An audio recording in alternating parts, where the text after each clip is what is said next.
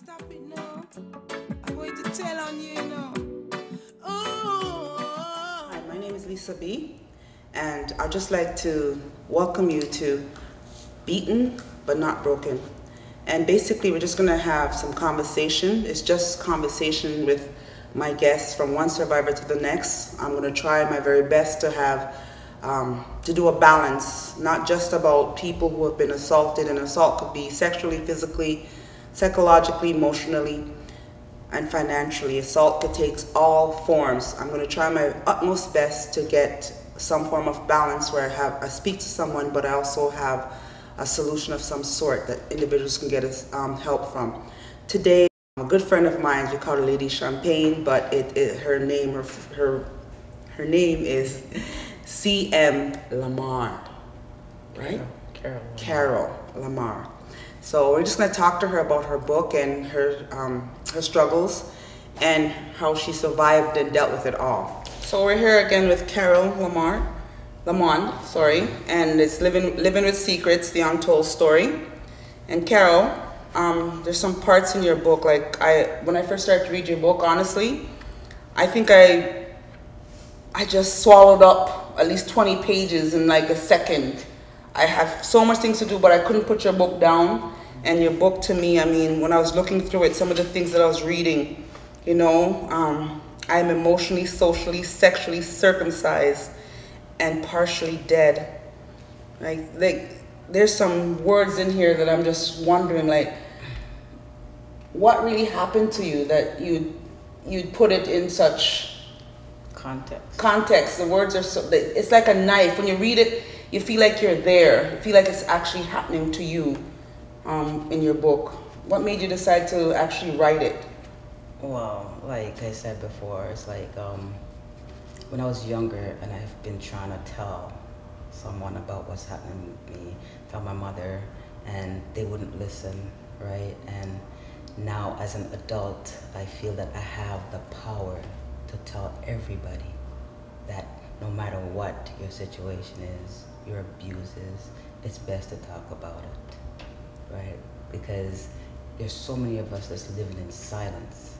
And right now, isolation was my reality. Wow. So do you feel strong enough to tell us a bit about what has happened or what you went through? Because I mean, from age 7, I think I read, felt like killing myself at least 20 times in your book. Yes. Did you feel strong enough to tell us a bit about what has transpired?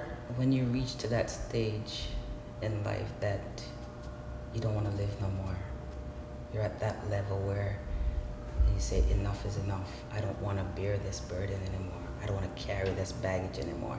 And my only means was an easy way out, taking my life.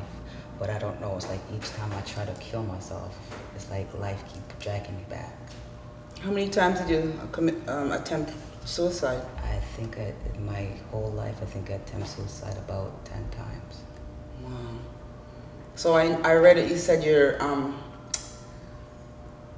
brother, your stepbrother, your uncle, and your stepfather assaulted you, like raped you on numerous occasions. Yes.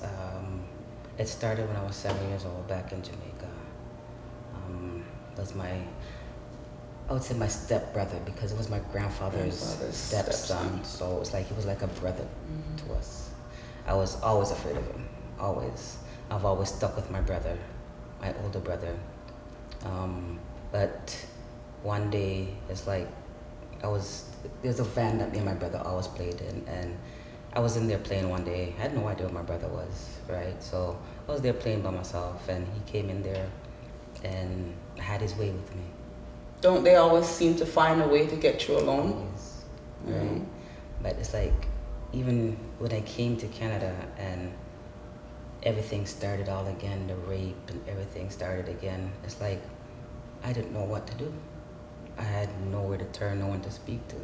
Yeah, but it's sort of cut you, but when he raped you and you said you're going to tell your grandfather and you ran out of the van, he literally threw a paint can and hit you and knocked you unconscious? Yes, I still have the scar on my head every day, touching that scar. I still have the scar in the back of my head. So you never found the courage to tell your grandfather, didn't see that you were bleeding or anything like that to know that you were molested? Within the time that I was unconscious, I had no idea what happened within that time, what he had told them, what he had tell them. And because my grandmother, every little thing, she's always beat me for. It's like when I came to, and there was so much, they were like standing over me, it's like I didn't know what to do. I was literally petrified. I didn't know what to do, so it was like I just kept quiet. But he also came to Canada too, Yes, didn't he? He did. Came to Canada, and it started again with him. He raped me over and over again, and I still didn't know how to tell. And it's like when my mother's boyfriend had moved in with us, right? It's like he started, right? Started to have his way with me. It started out as just him touching me, fondling me, and then it just got more gruesome. So you said your mom never believed you. Did you tell your mom that you were being molested by your uncle and your stepbrother in front of your stepfather? I'm just wondering, because if he heard when you're telling and your mom didn't believe you, then all of a sudden that was his opening for him to assault you. When I first started telling my mother about it, I remember one day down in the kitchen, she was there and he was upstairs, and I told her, that was the very first time I told her. And she stood there like she wasn't hearing what I was saying. But in fact, she had heard what I said, because she called him in front of me and asked me to repeat what I said to her in front of him. And he laid out right there, lied about it. No, I know that I read that part in the book, but I'm just wondering, how did he... Okay, I don't want to blame you, because I understand, like, people always say, you must have done something, but what does a little child know about sexual relations with an adult? I mean, we're not talking about dolly house or girl in the back, and you know, some little kids take dolly house even to the sexual, but at least they're little kids and they're agreeing that they're going to try something or do something. But I'm just wondering, did your stepfather at any time hear you tell your mother that you were being assaulted by any of these other individuals? Not offhand, no. But she probably told him. Yes, she told him about it, and again, he told her that it was a lie, I was lying, and it got to the point where my mother said, you know what, stop lying, and then it became beatings on top of beatings for lying, right? And no matter how much I tried to tell her, I would get beaten. She would not listen to me.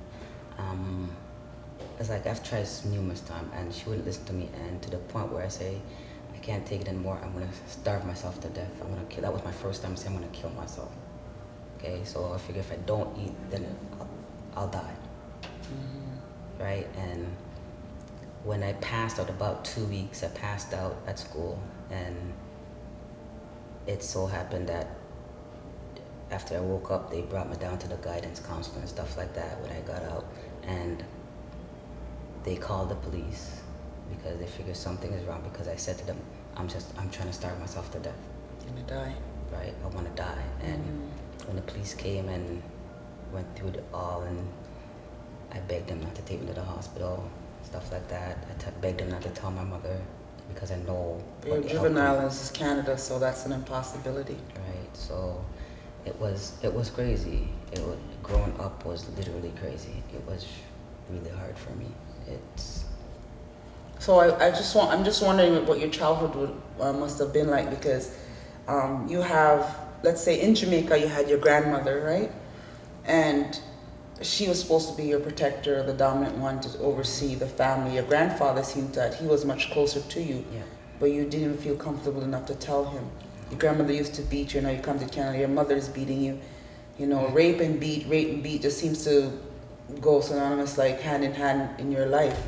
Like, I've seen you out Champagne, and I would have never known, because you do not come across like I don't know what somebody looks like when something is wrong with them, obviously, but you know, you're very strong and you're standing up firm, because I've seen you out playing music and you're an excellent DJ, but to read your book and to hear, well, I'm being beaten, I'm being molested, I'm not, like, I'm lost for words when I'm reading your book. I just can't believe it's the same person that I see out there, You know, I've known you for years now, and I know you're a DJ, I know you're a great mom, but I just never knew this darkness. And why don't you think that people, especially black females, talk about abuse? See, within the black community, there is, when you talk about sexual abuse or you talk about depression, mental health, it's like a taboo within our race. It's like when you're younger, you know, what happens in your home stays in your home. You get what I'm saying? It's like it's not supposed to be spoken about, right? It's like you do something, your mother deal with it, or the whole neighborhood deals with it. In Jamaica, you're getting beaten from down the street straight home, right? But now you've turned to abusing yourself, though. Yes. You're drinking, and even the attempted suicide. I mean, that's abuse on yourself. I mean, when is it gonna stop for you? Like, how are you gonna try and make that end? You know, your alcoholism and stuff of that nature. I blame myself for the abuse. I blame myself for. But it wasn't your fault. I mean, you had no power. You know, you have to take responsibility for what you can handle. And somebody imposing themselves on you. You were, if I remember, you were 7, then you were 12, and then the last time it was 39, right? That you had no control of, but you have the ability to put a bottle to your head. And you have the ability to say, well, I'm going to kill myself. Like, I mean, you're very strong, don't get me wrong, but why do you want to do that? Like, why do you want to end your life? At the time when I said that I can't take it anymore, because even sometimes, even now, I find myself slipping. And I have to stand up boldly and remind myself where I'm coming from and what I've been through and where I'm at today. I could stand up and say, here I am. I've been raped, I've been molested, I've been beaten, I've been so many things. And I know that my kids are looking up to me, right? And I stand strong for them because they're the one that brought me through all of this with the grace of God. My kids are my biggest support system, right? I never thought that my kids would be there for me, right? Why? Simple the fact that because I never felt that love as a child, I just feel that, you know, my kids are going to feel the same way. But because of the way I was brought up, I tend to grow my kids the opposite way that I was growing up. There's not a day go by where I don't tell my children that I love them. I have to do it. Well, that's another thing too, because I'm not making excuses for parents, because I'm from a very abusive situation myself. But even in my own being a mother, there's no roadmap on being a parent. And they reflect or mimic what they see, right? And like your mother to me sound like she had a lot of abuse in her life. I don't know what happened, but instead of maybe she dealing with it, and this is what I'm afraid that will happen to you if you don't stop, because her biggest thing was the bottle. And when she took the bottle, she got even nastier with you, didn't she? Yes. So why do you want to do the same thing that your mom did? See, I said I'm not doing the same thing that my mom did. Sorry, why do you want to drink then? Because that's what I see. I'm equating that bottle. When I read in here that you're drinking now, I'm thinking, wow, you want to be so different than your mother, but you're doing what your mom's doing. Because what's next now? You're drinking, you're going to slip away from reality, you're going to slip away from life, and then you're going to get your world's even going to become even darker and grayer. See, at the time when I started drinking to the point where I'll drink, say, a bottle of rum per day, right? Wow. That was my medication. That made me feel strong. That made me feel good, okay? But it's like now I've gotten help. I've gone into rehab. I've gone to a live-in rehab, right? I've gotten to detox, a weekend detox. I spent 14 days in rehab. So it's like I am seeking the help. I am getting the help that I do need, right? I'm still going to counseling, right? So it's like the help is out there. If you need the help is out there. It's just for you to find out when you're gonna make that step to get the help that you need, or how long you're gonna sit and live in silence, right? I lived in silence for how many years, right? My last suicide attempt was when I was 39 years old. After the incident with your friend? Yeah, right? And it's like, I'm next month I'll be 44 years old. So it's not that far gone, right? But yes, I am getting the help that I need, and I encourage anybody to get help. So at 7, you were molested. You've been beaten by your grandmother over and over. At 12, that's 7 in Jamaica. At 12, you're in Canada by then. You're molested by your stepbrother again, came to Canada. Your uncle, your mother's brother, and your stepfather, right? Correct. Not my mother's brother. It's not, well, it's a family, it's Jamaicans used to say uncle Tom or uncle, so it wasn't a biological uncle, it was somebody you called an uncle. Brother. It wasn't a biological brother. It was more like a brother. Oh, but the uncle was a biological? Yes, my biological uncle. Oh, okay, and your mother's boyfriend.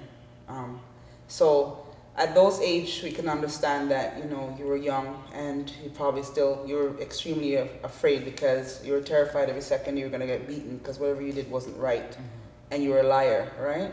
So, but in your book you said it happened again at age 39.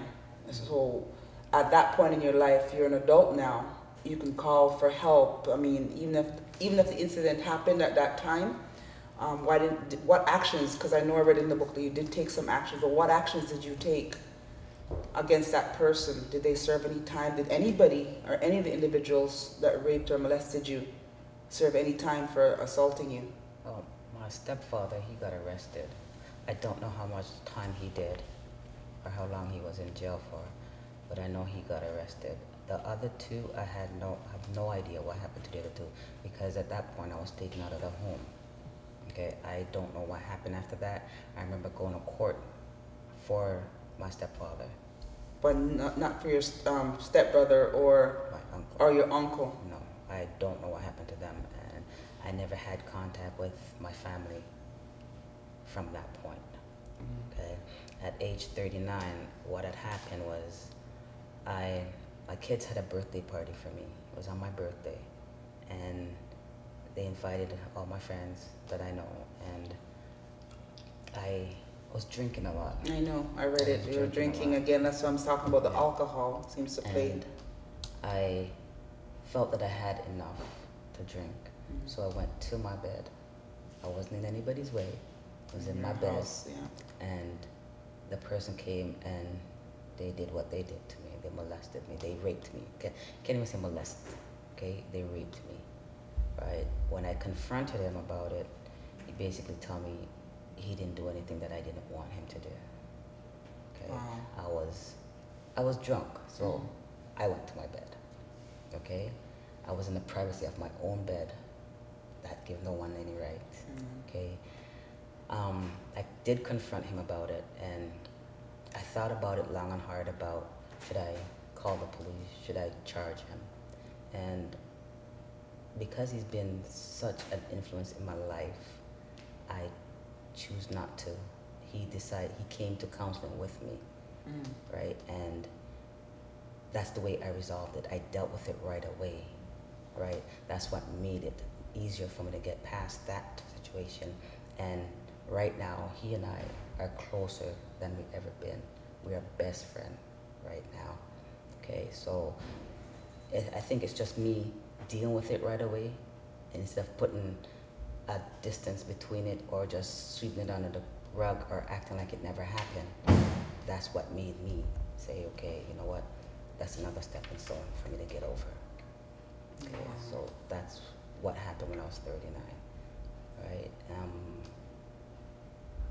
I don't know what else to say about that. It's just, it was a learning experience, because then I had a choice to say, if I want to, tell, and nobody's gonna look at me and call me a liar. Nobody's gonna beat me because I'm an adult now, and I dealt with it the way I felt. So you finally had a voice, and you decided with your voice that you, instead of getting this person arrested, you were gonna, basically you introduced him or subjected him to go to counseling with you, so now he kind of have an understanding that this is not acceptable. Right. You know, as an abuser, this is what the abused person feels like. So you had him basically walk in your shoe for a moment there. Yes, let him see what I was going through, what I was feeling, and he willingly came to counseling with me, and I was quite happy about that he did agree to do it. I don't think it's too late to charge your uncle or your stepbrother if you so desired. You know that. I know that, but I'm saying to myself, for me to do that, what is that gonna do for me? Is it gonna bring closure, or is it gonna bring more pain? I don't want the cycle of pain to continue. I want that cycle to stop. So was your book closure, or is it bringing pain? Because you did mention names. You called everybody's name. Yes, I did. And I mean, they know who you are. And don't you think that uncle, was it Desmond or Dalton? No, Uncle Leslie. Leslie, yeah, sorry, your mother's boyfriend was Dalton. And you didn't mention the name of your stepbrother. You only said his name is Robertson. His name is Robert. They call him Wansi. Yeah, that's sorry. It's in there. It's like, for me to put names in the book, it's not like I was trying to find revenge. I call my book the venting piece. I was venting, right? Like I said, I don't know that me charging them now at this point, at this age. But you have technically charged them because it's in the book, and everybody that knows these people, when they read your book or know you and they hear this, they're already charged or convicted. So you may not have gone physically and complained to the police about them, but they're going to be serving a life sentence because now they're labeled child molester. That's okay. Now they're labeled that. I don't have a problem with that. Okay. I So, don't. but I'm just telling you that, you know, you may not physically want to go and charge anybody or don't want to stir up any more emotions. Right. How does that make you feel, though, knowing that in a way you're venting, and I don't want to say you got your revenge, but as a little child that's crying out for help, this is a bold step for the adult woman to take and say, you know what, enough is enough. And you could have used my uncle Tom or my brother Jim.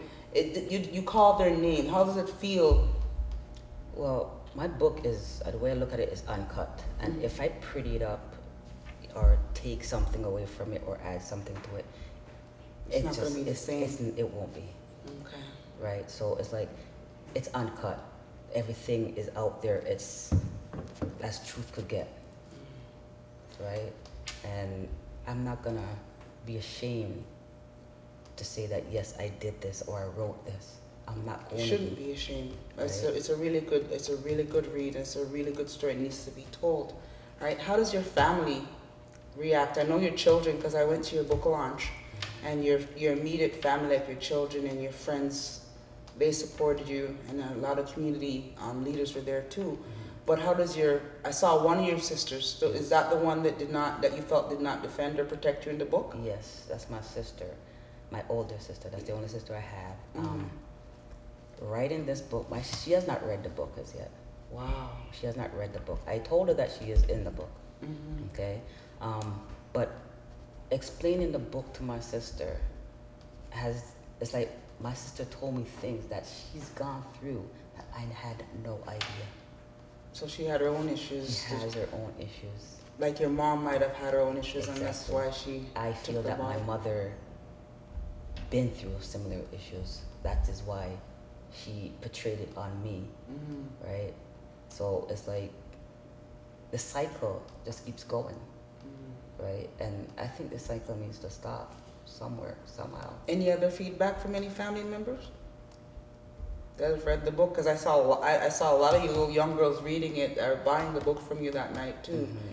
I'm just wondering, like, I mean, your daughter said to me, anything for my mom. So I know they're fully supportive, but any other family members? No, my mother don't know. I don't know if she knows about it now. Nobody else knows about it. My brother in Jamaica, I told him about it, but you know, he don't know much about it, right? But I don't keep in touch with my family. My family is my 3 children, now my grandson. That's what my family's made. Yeah, thank you. That is what my family's made up of. I look at it, I don't have any other family. My mother's dead to me. My father's dead, literally dead. I'm just right now finding my father's side of family. Last May, I found my cousins from my father's side. I read it in the book. You said because the way your mom spoke about your father, you had a distrust, a disdain, a basic hatred for males. Yes. And you didn't trust any of them, but yet you're in a long-term relationship for like 23 years with Bozo. Yes, like children's father. Wow. Yes. How does that work? I mean, I don't trust you, but All my years of growing and what I've been through, I met him when I was about 15 years old, and he wasn't trying to do anything to me. He wasn't trying to kiss me. He wasn't trying to, fondle me. And I kept him at a distance up until the last day we broke up. I kept him at a certain distance, right? But he was a man that I could say, sit beside. I didn't feel uncomfortable, right? We got into a relationship. We had 3 children, and it was a good relationship, but I felt that I wasn't whole enough for him. You're unable to give him your all or love him. I wasn't able to love him the way he needed to be loved, right? He stuck by me through everything. He stuck by me. He was there, okay? There's times when he wanted to comfort me, and I wouldn't allow him to. There are times where he couldn't sleep next to me because I couldn't stand him. Is that you couldn't stand him, or just the memories that you had that Yes. made it difficult? Many times when I'm with him, I get a lot of flashbacks. But he didn't do you anything. He did nothing to me. But I had a lot of flashbacks, and I kind of try to distance myself from it, from my past with him, but some way, somehow, it just got entangled, and I wasn't able to separate it anymore. So it's like I had to let him go. I had to let go. So do you think you'll ever be whole to be in another relationship? I think so. I truly think so. But it's like reservation, I think. So you mentioned that you're actually going through counseling right now. How did you decide, or when did you decide that you needed to fix Champagne? Well, it all happened with my son. My son has been going through a lot of things himself, right? And I decided that to get him some counseling. And I think because of the breakup between his father and I, he started to do things. Okay, so I decided to get him to counseling. And it's during getting him counseling that I found my counselor, right? I never wanted to talk to anybody, never allowed anybody to come close to me. I never had friends, never kept especially female friends. As much as I hated men, I'd rather be around 100 men than being around one female.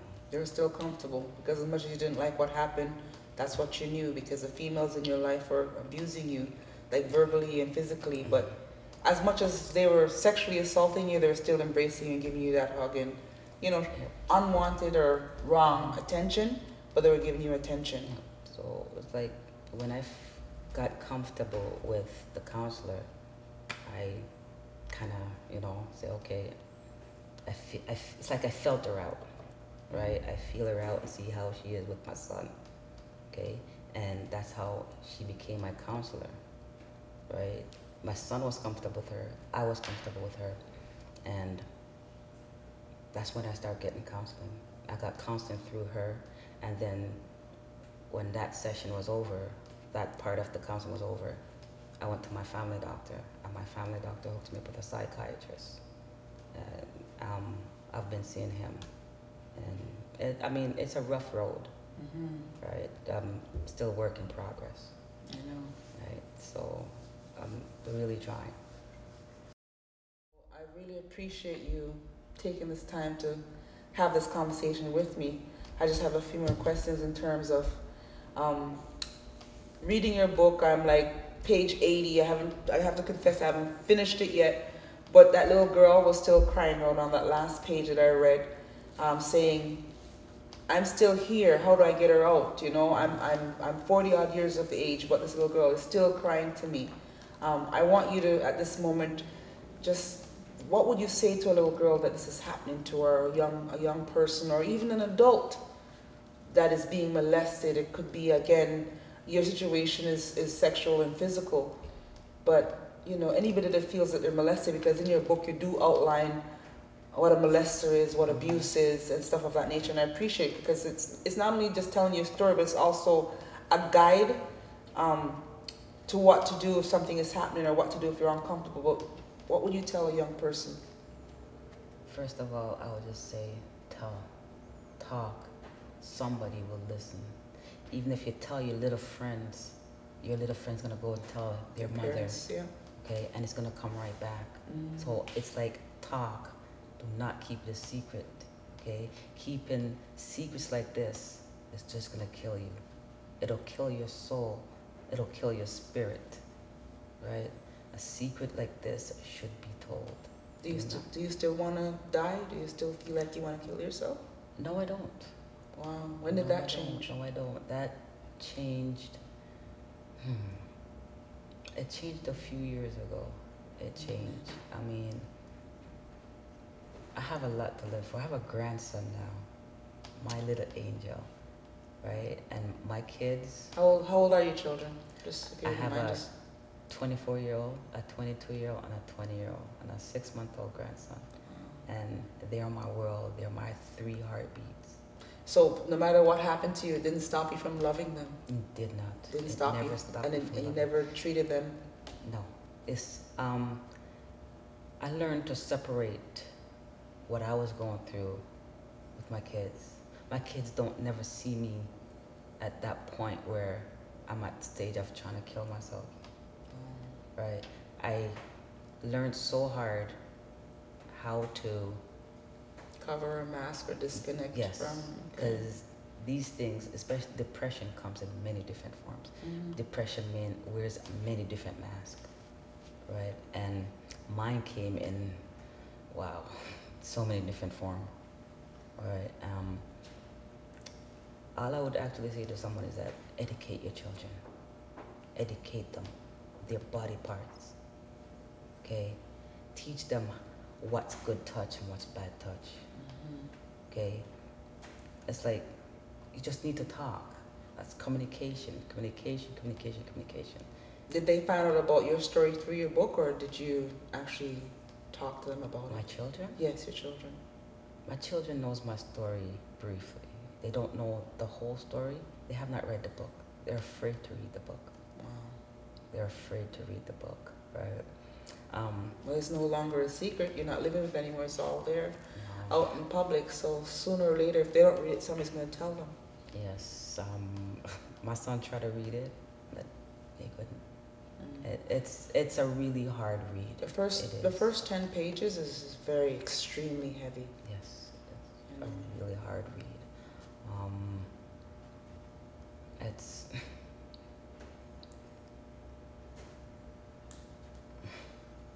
I don't know. It's So what's in the future for Champagne? You know, do you still play music? I mean, yes, I do. I enjoy music, and I found music going through my ordeals. That's how I found music, and music has been an escape for me. Okay, I love it. I enjoy watching people enjoying something that I am doing. I like to entertain people. I love music.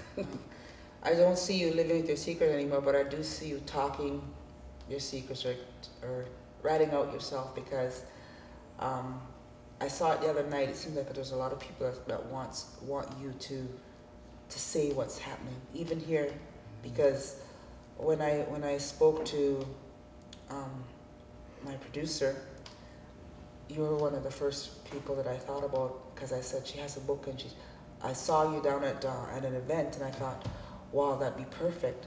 So, I mean, I'm not going to be the only one, so I'm sure that little public speaking, I know you don't like that, but that's something that you're probably going to have to get comfortable with, and, you know, Yes. go out there and spread the word, because Like, we all have that little girl inside of us, and I'm a survivor also.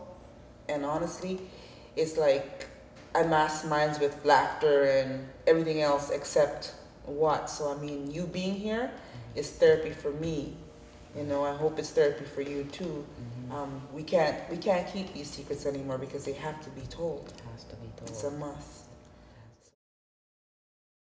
My thing right now is I really would like to bring the awareness of all this stuff that's going on within our community. Okay, I want the awareness to come out to say we have a voice. Okay, you have a voice to speak, and you can speak anywhere out there. There's agencies, there's all sort of different places that you could get help. Back then, it's like it was kind of, the system kind of failed. Okay, but now it's like you touch your child, I know. and boom, that's it. Yeah. You know. Yeah. So there's lots of agencies out there, there's lots of places out there.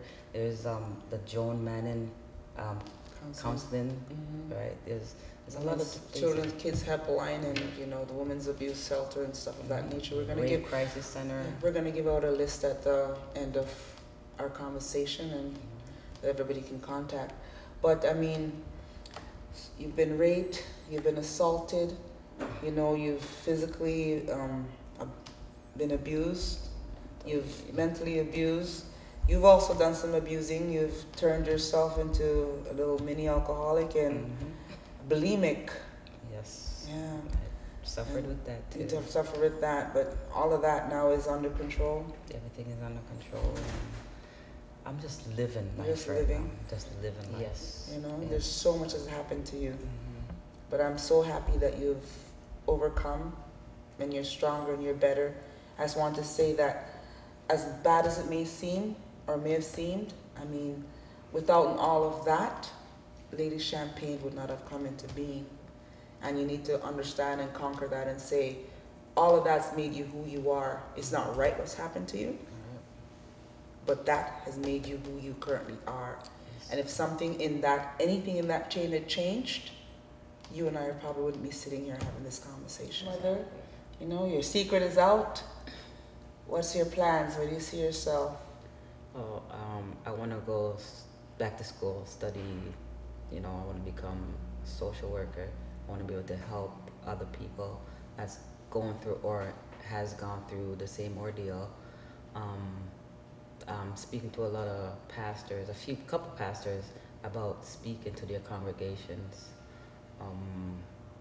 And I just want to get the word out there. That's basically what my intentions are. I just want to bring the awareness of depression, of abuse, at every level. I want to take it out there. The sky is the limits right now for me. Well, you were definitely beaten, but as I can see, you weren't broken, right? So I'd like to thank you. Thank you. For taking the time and coming out and speaking with me.